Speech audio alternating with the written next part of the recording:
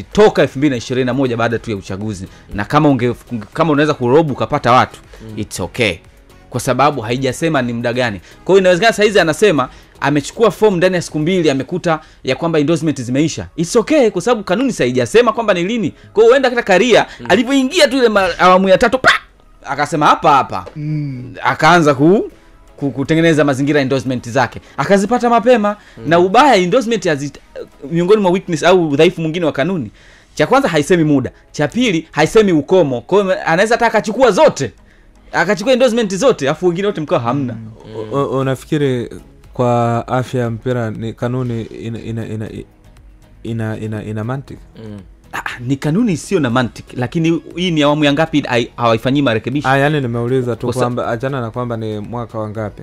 Nimeuliza tu kwa muono wako sasa kulingana na kanuni jinsi ilivyo.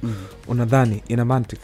Haina mantiki, ila hapaswi kuwekwa kwenye kitanzi Karia kwa sababu haikuanzia kwake. Kwa nini asiwekwe? Haikuanzia kwake, na wajumbe wa kamati ya TFF, wajumbe wa mkutano mkuu wa TFF, miaka yote hii ina maana vikao vinaposho pita.